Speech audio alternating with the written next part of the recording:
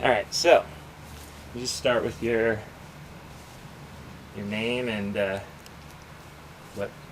what you're about to do. My name's Koerner, and in 3 days I'm going to embark on my 8th running of the Western States 100-mile endurance run.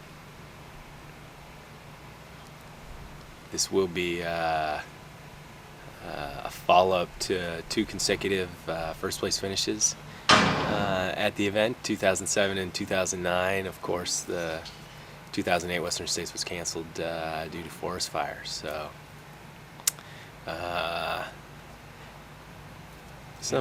yeah. Keep going. Oh, nothing. Just looking forward to some competitive racing and there are some high expectations overall, not just that I've put on myself, but also put on, that I think other people are looking forward to a good show, and perhaps a fast show. Can you talk a little bit about some of the challenges this year? Well, there's always, you'd think there'd be some fixed variables, like the course, but which we've all come to know for the most part is, heading from Squaw Valley to Auburn.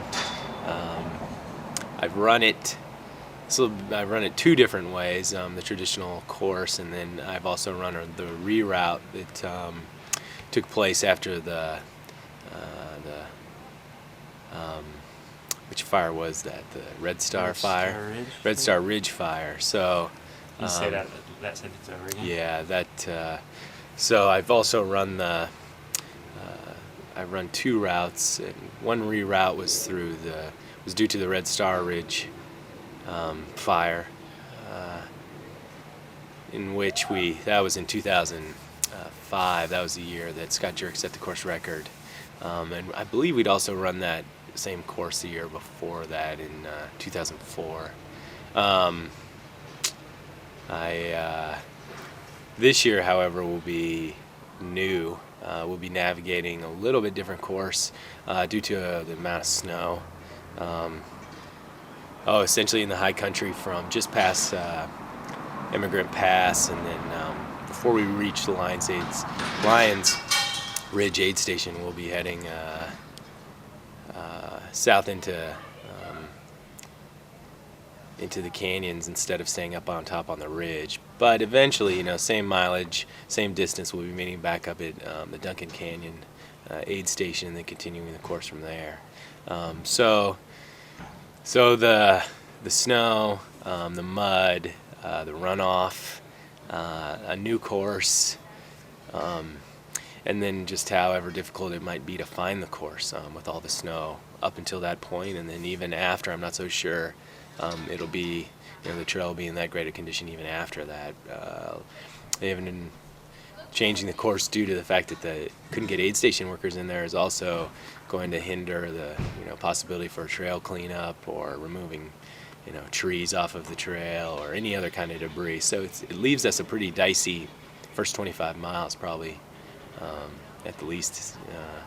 So there's that, and this year we've got excellent, strong field. We've got domestic and international contenders toeing the line. You have the 2-time Leadville 100 champion Tony Kopicka will be running, and you have the 2-time Wasatch Front 100-mile winner Jeff Rose, and the 2-time Ultra Tour de Mont Blanc winner Kilian Jornet. So you have, just a few of their standout performances. You have those guys showing up to race well, all their first 100. So, I think a lot of eyes are on those guys just to see how they'll perform at the race. And so hopefully for me, I can run my own race and not let that dictate what I want to do throughout the day. I've made some deposits in my memory bank as far as successful attempts at this run, so I'll be trying to cash in on that as we make our way.